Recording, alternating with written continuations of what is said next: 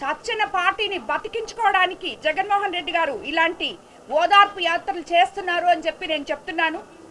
తీర్థయాత్రలు చూసాం, జైత్రయాత్ర చూసాం, విజయయాత్ర చూసాం, దండయాత్ర చూసాం, ఓదార్పు యాత్ర కూడా చూసాం. జగన్మోహన్ రెడ్డి జైలు యాత్రలు, నీచపు పరామర్శలు చూస్తుంటే నిజంగా మాలాంటి మహిళలంతా సిగ్గుతో తలదించుకోవాలనిపిస్తుంది. ఎక్కడ మీరు మహిళలకు గౌరవిస్తున్నారు? రాబోయే రోజుల్లో 33% రిజర్వేషన్ ఉంది. ఎంతో మంది ఉన్నత కుటుంబాల్లోంచి స్త్రీలు బయటకు వచ్చి రాజకీయాల్లో అడుగుపెట్టబోతున్నారు. వాళ్ళందరికీ ఏంటి ఇన్స్పిరేషన్? మాలాంటి మేము ఎంతో ధైర్యం చేసి బయటకు వచ్చి నాయకులుగా ఎదుగుతూ సేవ చేయడానికి వచ్చిన వాళ్ళం. మేము నాయకులుగా మేము సేవ చేయడానికే రాజకీయాల్లోకి వచ్చాము అన్న విషయం అందరికంటే బాగా జగన్మోహన్ రెడ్డి గారికి మాత్రమే తెలుసు. మొట్టమొదట ఆయనకే తెలుసు. వేమిరెడ్డి ప్రభాకర్ రెడ్డి గారంటే ఏంటో ఆయనకే తెలుసు.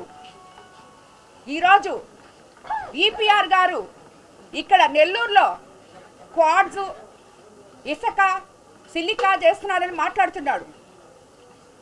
ఈరోజు మాట్లాడాడు ఆయన. ఎవరో స్క్రిప్ట్ రాసిస్తే చదువుకున్నట్టున్నారు. లేకపోతే నిన్న రాత్రే చెప్పారు క్లియర్గా ఈపీఆర్ గారు, నాకు క్వాడ్స్కి ఎటువంటి సంబంధం లేదు. 400 కోట్లతో 500 కోట్లతో ఫ్యాక్టరీ పెట్టబోతున్నాను. ఆ ఫ్యాక్టరీ యువతకి ఉపాధి కల్పిస్తుందని, అది కూడా మారుమూల గ్రామాల్లో పెట్టబోతున్నాం.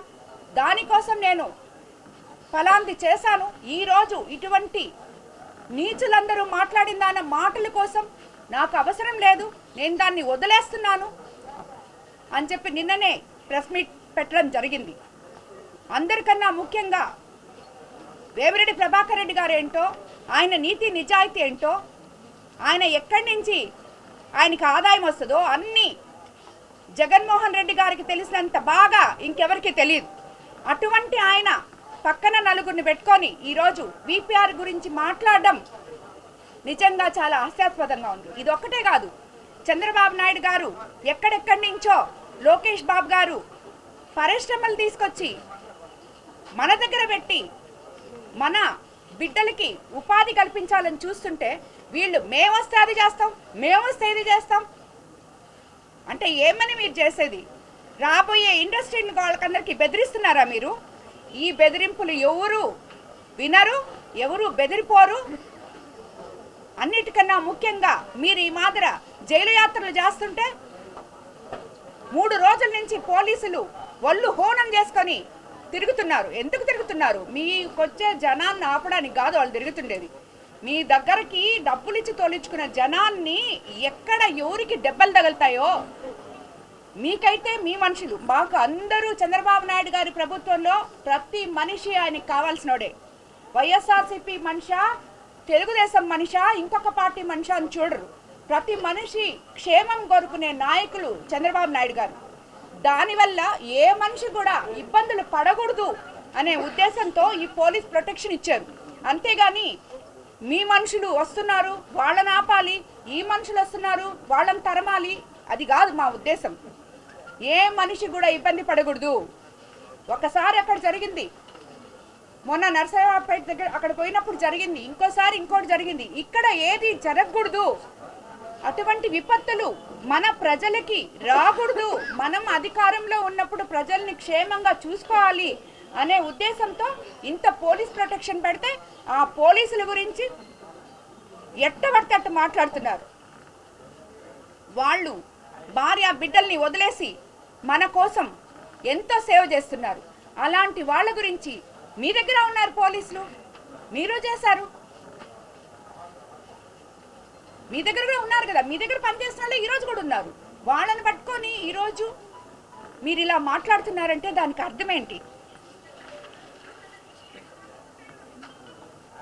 ఇక్కడ ఎన్నో పరిశ్రమలు తీసుకొచ్చి అభివృద్ధి చేయాలని చెప్పి చూస్తుంటే ఆంధ్రప్రదేశ్కి జగన్మోహన్ రెడ్డి గారు ఒక సైంధవుల్లాగా వ్యవహరిస్తున్నారు.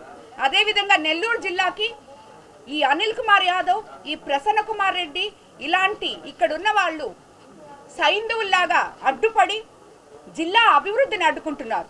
కానీ ప్రజలు ఆల్రెడీ ఎప్పుడూ లేని విధంగా నెల్లూరు జిల్లాలో 10కి 10 సీట్లు ఇచ్చారు. అదే మాదిర ఎప్పుడూ కంటిన్యూ అవుతుంది. ఎందుకంటే జనానికి తెలుసు మీరేంటో, మీ ప్రవృత్తి ఏందో, మీ వృత్తి ఏందో. ఏ రోజైతే ఒక మహిళ చేత మీరు తల్లి కావచ్చు, చెల్లి కావచ్చు, చెల్లి వరుస కావచ్చు, ఏ మహిళ చేత అయితే మీరు కన్నీళ్లు పెట్టించారో ఆ మహిళల ఉసురు ఊరికే పోదు. భగవంతుడు అనేవాడు ఉన్నాడు, ఆయనే చూసుకుంటాడు మీరు చేసే తప్పులన్నీ. కానీ మరోసారి నేను చెప్తున్నాను, జగన్మోహన్ రెడ్డి గారు ఇది కరెక్ట్ కాదు. ఇలాంటి నాయకుల్ని సమర్థించబాకండి. ఇలాంటి నాయకుల్ని సమర్థిస్తే ఇప్పుడే కాదు, ఇంకా ఒక 30 ఏళ్ళు కూడా మీరు అధికారంలోకి రాలేరు. ఎందుకంటే మాట్లాడే వాళ్ళని తప్పు చేసినప్పుడు నువ్వు తప్పు చేశావు అని చెప్పేవాడే నాయకుడు. తప్పు చేసినా సమర్థించుకునేవాడు నాయకుడు అనిపించుకోడు. అదే ఈరోజు చంద్రబాబు నాయుడు గారు ఎవరు తప్పు చేసినా, ఏ ఎమ్మెల్యే తప్పు చేసినా, ఏ నాయకుడు తప్పు చేసినా ఇమీడియట్గా పిలిచి ఎందుకు ఇది చేస్తున్నారు, మీ పద్ధతి మార్చుకోండి, సరిగా లేదు అని చెప్తున్నారు. మీరు ఏ రోజైనా అలా చెప్పారా మీ నాయకులకి? ఎవడు తప్పు చేస్తే వాళ్ళని సపోర్ట్ చేసి ఇంకా కొంచెం తప్పు చేయండి అని చెప్పి వాళ్ళందరినీ మీరు ఉద్ధరిస్తున్నారు. కాబట్టి మీరు ఓదార్పు యాత్రలు చేయడంలో నేను తప్పంటలేదు, జైలు యాత్రలు చేయడము తప్పంటలేదు. కానీ ఎందుకు చేస్తున్నారో, ఎవరి కోసం చేస్తున్నారో ఒకసారి ఆలోచించి చేయండి. అవతలి వాళ్ళు ఏం తప్పులు చేస్తున్నారో తెలుసుకోండి. 6 సార్లు ఎమ్మెల్యే అయినంత మాత్రాన, నల్లపరెడ్డి శ్రీనివాసులరెడ్డి గారి కొడుకైనంత మాత్రాన అతని వల్ల అతని కుటుంబం పరువంతా పోయింది కానీ ఏమీ మిగల్చలేదు. ఎందుకంటే ఎవరు కూడా ఈ ఒక మహిళ గురించి ఇలాగ మాట్లాడడం ఎవరు హర్షించరు. ఏమి మోసాలు చేసావో అవి నేను నిరూపిస్తా. నువ్వు మాట్లాడిన దాన్ని నువ్వు వెనక్కి తీసుకోగలవా?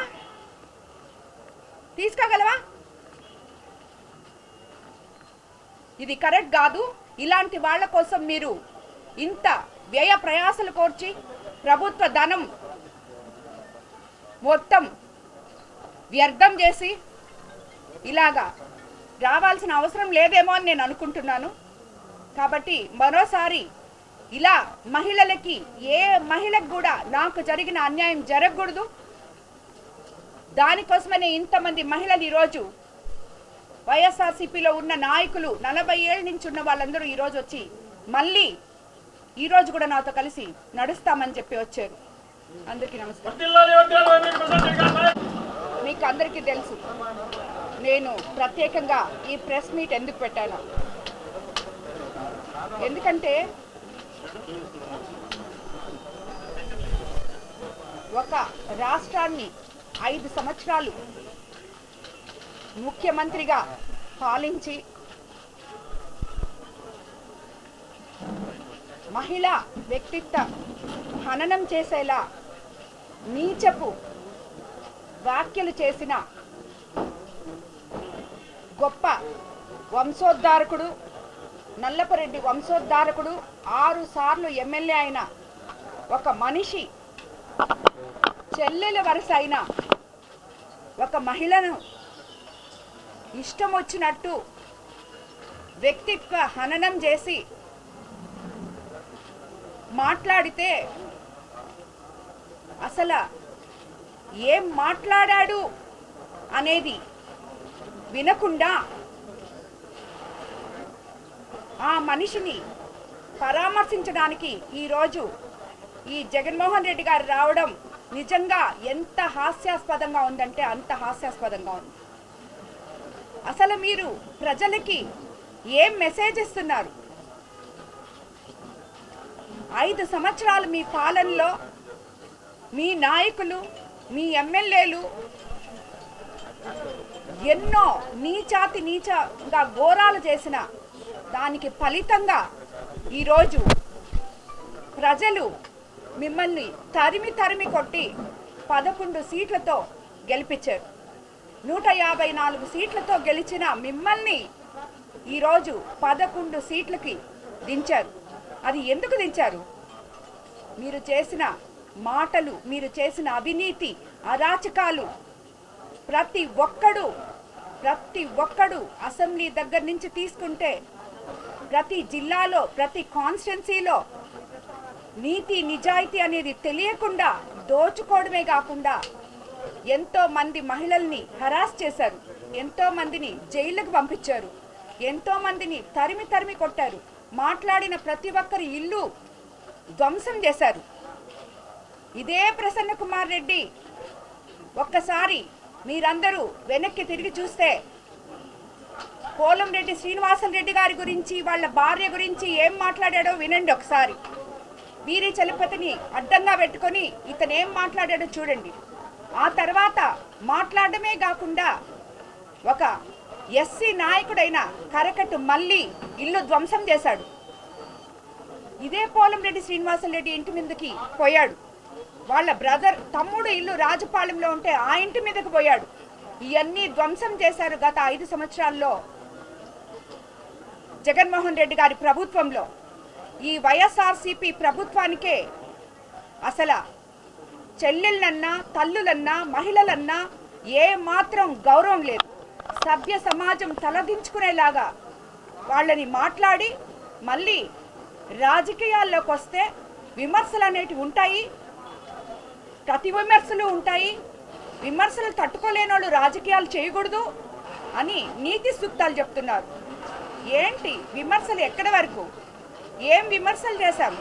రాజకీయంగా నువ్వు 6 సార్లు ఎమ్మెల్యేగా ఉన్నావు కాబట్టి 6 సార్లు ఎమ్మెల్యేగా నువ్వు కోవూరు నియోజకవర్గం నుంచి నువ్వు ప్రాతినిధ్యం వహించావు కాబట్టి నిన్ను 54,000తో ఓడించి గెలిచాను కాబట్టి నేను నువ్వు చేసిన అవినీతిని ప్రజల డబ్బు దోచుకున్న విధానాన్ని అడిగాను. నేను నువ్వు అవినీతి చేశావు, నువ్వు పర్సెంటేజ్లు తీసుకున్నావు. నువ్వు ఈరోజు ఇంతమంది నాయకులు ఈరోజు వచ్చి నాతో చేరారు. ఈ నాయకులందరినీ నువ్వు నీ దగ్గరున్న నాయకులను కూడా ఒక మహిళా ఎమ్మెల్యే ఉన్న దగ్గర రెడ్ లైట్ ఏరియాలో నాయకులను కొంటున్నట్టు కొన్నావని చెప్పి మాట్లాడావు. నువ్వు నీకు నీతి నియమాలు అనేటివి తెలియదు మీ పార్టీ వాళ్ళకి. అంటే ఎవరు వాళ్ళు? నీ దగ్గర ఉన్న నాయకులు, నీకు సేవ చేసిన నాయకులు. ఈ అన్న 40 సంవత్సరాల నుంచి నల్లపురెడ్డి కుటుంబంతో కలిసి ఉన్నాడు. ఈరోజు నా దగ్గరకు వచ్చారు, నాతో కలిసి నడుస్తానమ్మా, నీతో ఉంటానమ్మా అని వచ్చారు. ఇలాంటి నాయకుల్ని గురించి నువ్వేం మాట్లాడావు? దానికే నేను నిన్ను విమర్శించడం జరిగింది. నువ్వు కాంట్రాక్ట్స్ తీసుకొని ఆ కాంట్రాక్ట్ అసలు స్టార్టే కాకుండా కాంట్రాక్ట్ ఇచ్చిన దానికే కమిషన్ తీసుకుంటే ఆ కాంట్రాక్టర్ రమేష్ నాయుడు అయితే దాని గురించి నేను మాట్లాడాను. ఇవి మాట్లాడినప్పుడు నువ్వు తిరిగి నన్ను ఏం మాట్లాడాలి? నువ్వు ఇక్కడ కమిషన్ తీసుకున్నావమ్మా, నువ్వు ఈ కాంట్రాక్ట్లో తీసుకున్నావమ్మా, లేదు నువ్వు ఇక్కడ గ్రావెల్ ఎత్తావమ్మా, నువ్వు ఇక్కడ మట్టి ఎత్తావమ్మా, ఇసుక ఎత్తావమ్మా నువ్వు మాట్లాడాలి. దీన్ని రాజకీయ విమర్శలు అంటారు, విమర్శలకి ప్రతి విమర్శలు అంటారు. అంతేగాని నేను నిన్ను రాజకీయంగా విమర్శిస్తే నువ్వు నా వ్యక్తిగత హననం చేశావు. అసలు నీకేం హక్కు ఉందని ఒక మహిళ గురించి మాట్లాడడానికి సభ్య సమాజం తలదించుకునేలాగా 10 మందిని వేసుకొని నువ్వు ఎలా మాట్లాడగలవు? నువ్వు మాట్లాడిన దానికి ఈరోజు జగన్మోహన్ రెడ్డి గారు వచ్చి నిన్ను పరామర్శించడం అనేది సభ్య సమాజం మరోసారి తలదించుకుంటుంది మిమ్మల్ని అందరినీ చూసి. ఇలాంటి వైఎస్ఆర్సీపీ పార్టీనా, ఇలాంటి నాయకులనా మనం 5 సంవత్సరాలు వీళ్ళకా పట్టం కట్టింది అని చెప్పి ఆలోచిస్తున్నారు ప్రతి ప్రజలు. ఈరోజు దేనికి మీ ఓదార్పు యాత్రలు? ఎవరిని పరామర్శించడానికి మీ ఓదార్పు యాత్రలు? ఇలాంటి వాళ్ళని పరామర్శించడానికా? వాళ్ళకి మీరు చెప్పినట్టే వాళ్ళకి అమ్ముంది, వాళ్ళకి భార్య ఉంది, వాళ్ళకి చెల్లెళ్ళు ఉన్నారు, అక్కలు చెల్లెళ్ళు ఉన్నారు, అందరూ ఉన్నారు. వాళ్ళ అక్కలు చెల్లెళ్ళే రాజకీయంలోకి వచ్చుంటే, వాళ్ళ అమ్మే రాజకీయంలోకి వచ్చుంటే, వాళ్ళ భార్య రాజకీయంలోకి వచ్చుంటే ఎవరైనా ఇలా విమర్శిస్తే మీరు గమ్ముకుంటారా? మీరు ఎంత దిగజారుతనం మీద ఉందంటే ఈ మాటలు మీరు మాట్లాడిన దానికి నిన్నగాక మొన్న నేను ఎమ్మెల్యే అయిన కాన్స్టిట్యున్సీలో కార్యకర్తలే కడుపులో మండిపోతుందమ్మా అని చెప్పారు. అలాంటిది ఒక నాయకులుగా ఉండి ఒక రాష్ట్రాన్ని 5 సంవత్సరాలు ముఖ్యమంత్రిగా ఏలి 6 సంవత్సరాలు ఎమ్మెల్యేగా ఉండి ఇలాగ మాట్లాడకూడదు అనే నీతి కూడా మీకు తెలీదా? అది కూడా మీరు ఆలోచించలేకపోయారా? ఈరోజు చంద్రబాబు నాయుడు గారు కానీ లోకేష్ బాబు గారు కానీ అహర్నిశలు ప్రజల కోసం మీరు చేసిపోయిన విధ్వంసాన్ని సరిదిద్దుకుంటూ కష్టపడుతూ ప్రజల కోసం పేద ప్రజల కోసం పాటుపడుతుంటే మీరు మాట్లాడితే రెడ్ బుక్ రాజ్యాంగము ఏంటి? రెడ్ బుక్ రాజ్యాంగం మీరు చేసిన తప్పులే ఈ రెడ్ బుక్ రాజ్యాంగాలు ఇవన్నీ. మీరు తప్పులు చేయలేదా? ఎక్కడ చేయలేదు. ఏ కాన్స్టిట్యున్సీలో తప్పు చేయలేదు మీ ఎమ్మెల్యేలు చూపించండి. ప్రతి దగ్గర చేస్తున్నారు. అందరి దగ్గర సాక్ష్యాలు ఉన్నాయి కాబట్టే నీతి నియమాలతో ఏ అరెస్ట్ జరిగినా ఆ అరెస్ట్ వెనుక ఎన్నో ఉన్నాయి. ఇలాంటి నెల్లూరు జిల్లానే వైసీపీ తుడిచిపెట్టుకోవడానికి ఇలాంటి అచ్చొచ్చిన ఆంబోతులు చాలా మంది ఉన్నారు ఇక్కడ. ఈ నెల్లూరు నుంచేనైతేనేమి మాట్లాడడం తప్పితే అసలు అతను ఏం మాట్లాడుతున్నాడో తెలియని ఈ అనిల్ కుమార్ యాదవ్ ఒకడు, ఈరోజు ఈ ప్రసన్న కుమార్ రెడ్డి ఒకడు. వాళ్ళు అసలు ఏం మాట్లాడుతున్నారు? దేని గురించి మాట్లాడుతున్నారు? మాకు నోరుంది కదా మేము మాట్లాడతాం, మమ్మల్ని ఏం చేస్తారు, ఎవరేం చేస్తారు అని మాట్లాడితే సరిపోతుందా? మీ ఇళ్లలో తల్లి చెల్లి లేరా? కాబట్టి ఇదంతా కరెక్ట్ కాదు అని చెప్పి నేను చెప్తున్నాను. అదేవిధంగా ఈరోజు